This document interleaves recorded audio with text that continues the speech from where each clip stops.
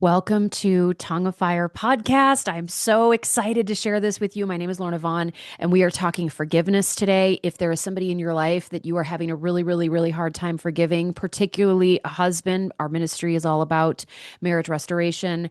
This teaching is going to blow your mind because I'm going to share something with you that you, I promise, have not heard before about the parable of forgiveness, like the parable of forgiveness, which is the parable of the unforgiving servant. And we're in Matthew 18:23 to 35. Just get ready, okay? Okay. So I'm going to set the stage. I'm going to tell you the story, okay? And then I'm going to go back and I'm going to actually tell you the story, okay?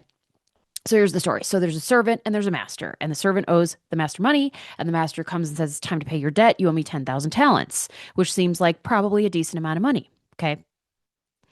Um, you have actually no idea how much money that is. It's insane.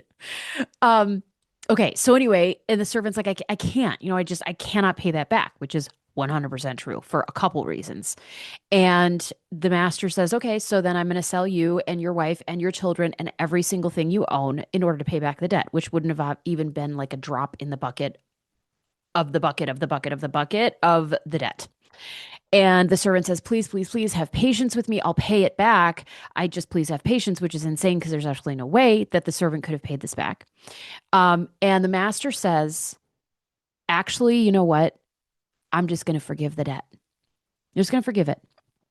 Now, not knowing what 10,000 talents actually was means you don't understand what just occurred. You do not understand the exchange that just happened.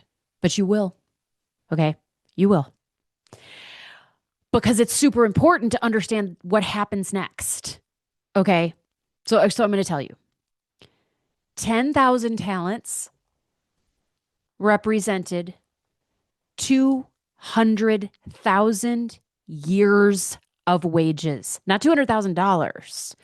200,000 years of wages. That is what 10,000 talents represented to this servant. That's what the listeners of this parable would have instantly been like, ooh, that's a lot of money. At $40,000 a year, okay, $8 trillion.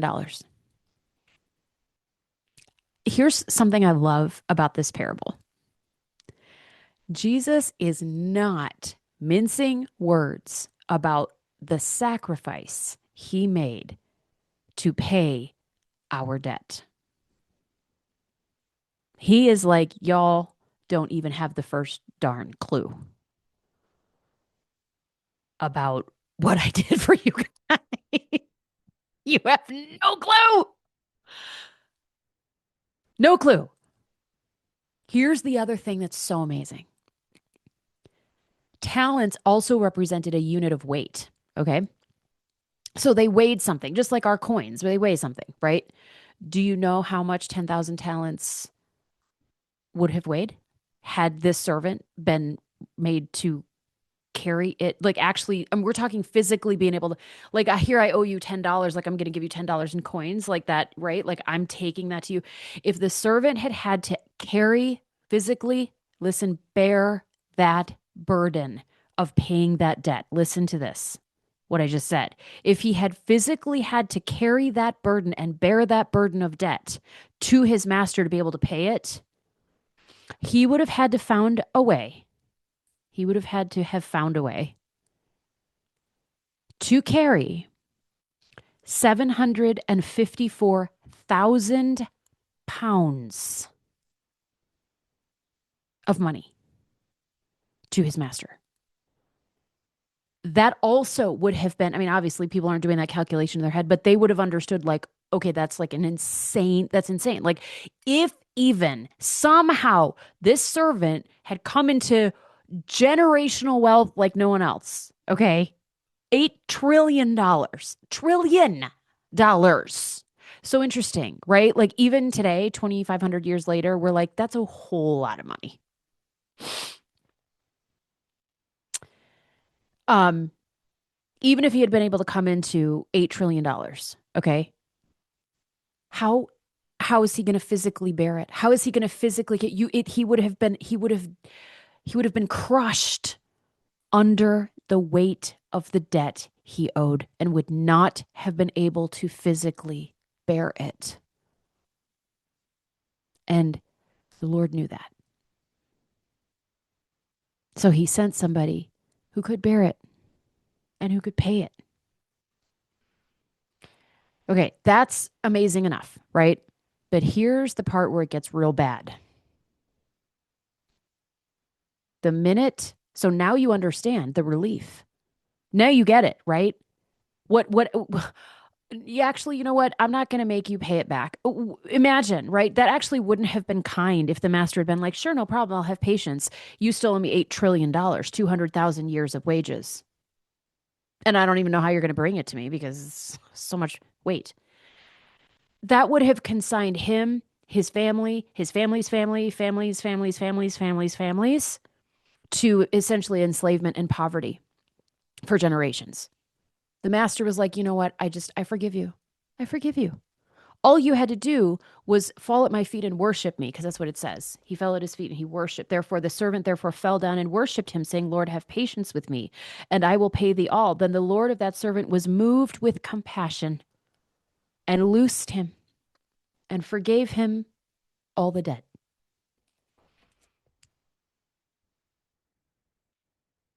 He said, you asked for forgiveness. I'm giving it. That's all you got to do is ask for forgiveness. And I will relieve you of $8 trillion of debt. I will relieve you of 200,000 years of debt. Like that. Just ding. That's all you have to do is worship me and ask for forgiveness. So that's what happens to the servant. Okay. And then guess what the servant goes and does? Now, who's the servant? All of us. So what do we do after having been forgiven of 200,000 years of wages and $8 trillion and 754,000 pounds of debt, which there's no way we could physically carry? The servant goes out and finds and runs into somebody who owes him money, 100 pence. And he throttles the person's neck. He literally chokes the person. This is the first thing he does. It's literally the first thing he does. But the same servant went out and found one of his fellow servants who owed him 100 pence, and he laid hands on him and took him by the throat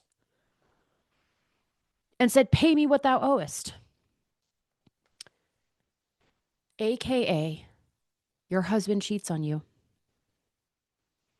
Your husband mistreats you. And big, huge asterisk right here. This is not an excuse for abuse. Forgiving somebody does not excuse the sin. They still have to answer to their Father in heaven for that. Okay. If there is sin being committed against you that is like abusive, get to safety, separate, divorce. I'm sorry to tell you, is not likely an option in your case. If you want to understand what the biblical grounds for divorce are, go look for that on this channel. It's called Biblical Grounds for Divorce. It's amazing. It is amazing. You will discover things you are not hearing online about what the biblical grounds for divorce actually are.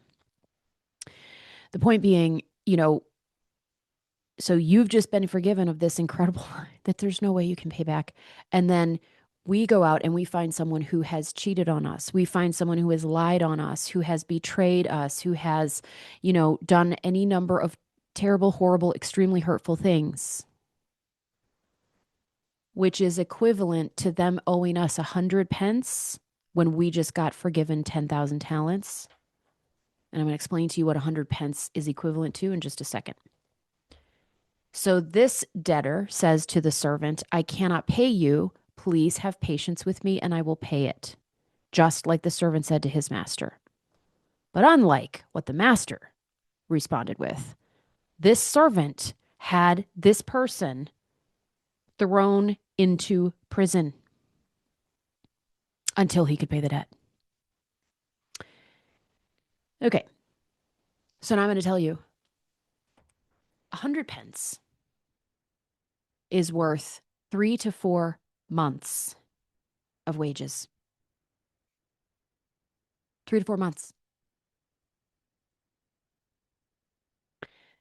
It's worth about $16,000 to $25,000. Not a small amount of money. Not a small. Somebody owed me $16,000, $25,000. I'd be like, you need to pay me that back. It's a lot of money. This is the point. This is the point. It's not that what was done to you was not a big deal. It's not that it wasn't a big deal. $16,000, 25 grand, big deal. Okay. That's a big debt. It is that what we did, the sin that we had to be forgiven of, and the debt we owed as a result of that sin is nothing in comparison. The sin that we've been forgiven of is nothing, even close, even remotely close to anything that has been done to us that we feel we're owed an apology for, that someone is indebted to us to apologize for. That's what the point is. But we think 16,000. 16,000? Look what he did. Look what he did. It's terrible. Yeah. It's 16 grand, it's a big deal. You got forgiven 200,000 years of wages, though. $8 trillion.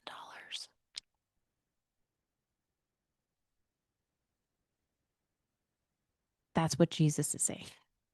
Don't get mad at me. That's what he's saying, okay? And do you know how much 100 pence weighs? Less than a pound. Less than a pound. So, in other words, if the 10,000 talents weighed 754,000 pounds, that means that anything that anybody has done to you, committed against you, sinned against you, is 754,000 times less than the sin that you committed against the Father that caused him to have to pay that debt with the life of his son.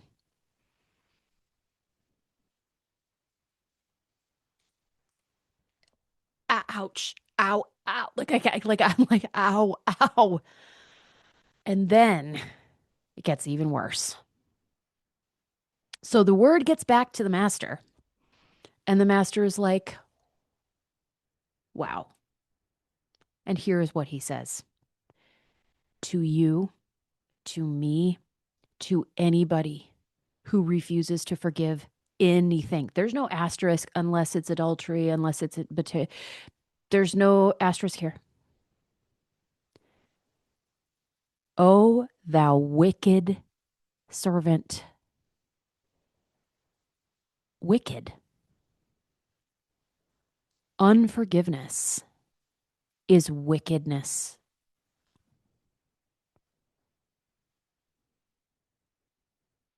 Unforgiveness is wickedness. I was going to say we don't have a choice. Of course, we have a choice. Okay, you have a choice if you're going to forgive or not. The ramifications are really bad, though, because it's wicked to unforgive. It's wicked to not forgive. That's crazy. O thou wicked servant, I forgave thee all that debt, because thou desirest me. Shouldest not thou also have had compassion on thy fellow servant, even as I had pity on thee? And his Lord was wroth and delivered him to the tormentors till he should pay all that was due unto him. So likewise, my heavenly Father will do to you, if you from your hearts forgive not every one his brother their trespasses.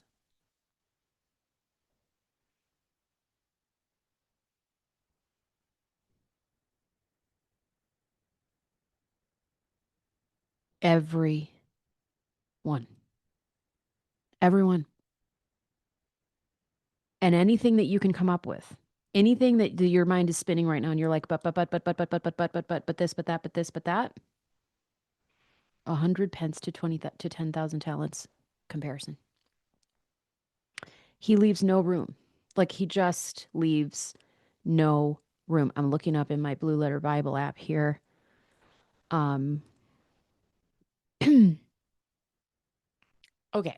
Do you want to know, do you want to know what tormentors are?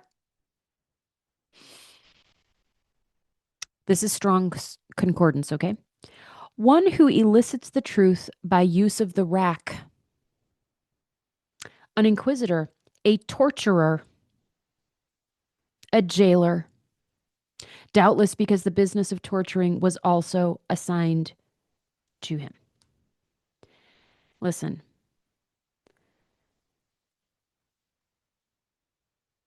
unforgiveness creates such spiritual warfare against you that is legal, that is allowed by the Lord because of how wicked unforgiveness is.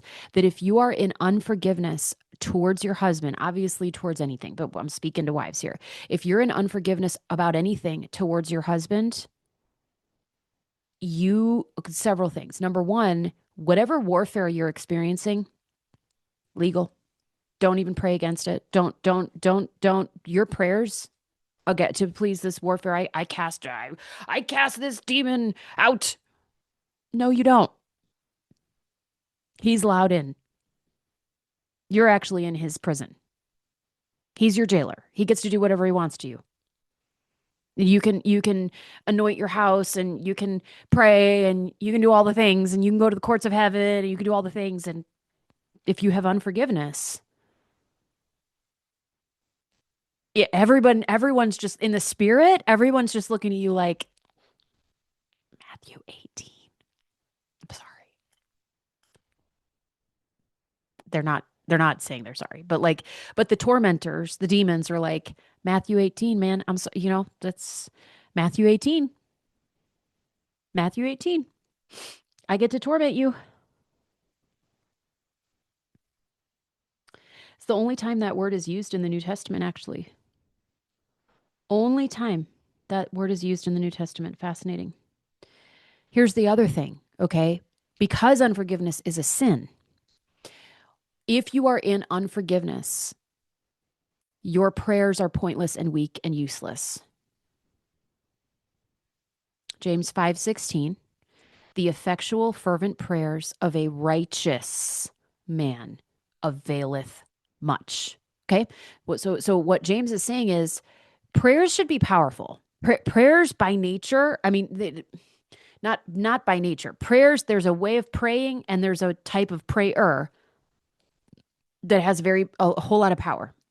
Those prayers avail much. They cause heaven's will to happen on earth. Like that's what it is. Okay. But there's a type of praying and there's a type of prayer. And the praying has to be effectual and fervent. And that's not for this teaching. What that means is like energetic. Like you can't just be like, I pray, Lord, that, my husband come home. It's not going to work. But that's not for this teaching. I am focused on the righteous man part, the effectual fervent prayer. So that's the type of prayer of a who? Righteous man availeth much. You got to have this plus this equals this, right? Righteous is dikaios in Greek, and it means innocent. It's a legal term. It's a legal term. It means observing divine law, innocent, faultless, not guilty. That's what it means. Praying happens in the courts of heaven, right? So if you're praying and you're praying for your marriage and you're praying over your husband and you're praying, nothing's breaking off and there's all this warfare and there's all this warfare, the effectual fervent prayers of a righteous man availeth much. Go to that, but just that's all you need. Is the Lord has given you a place to look to understand what's going wrong. Okay. Either you're not praying with fervor and like, if energy, it's energeo. Effectual fervent is actually one word and it's Greek and it's energeo. It's where we get our word energy, right? You're praying is like really weak and like, or you are not innocent. Okay. And one of the ways that you can be not innocent is by being wicked. And one of the ways you can be wicked is by not forgiving.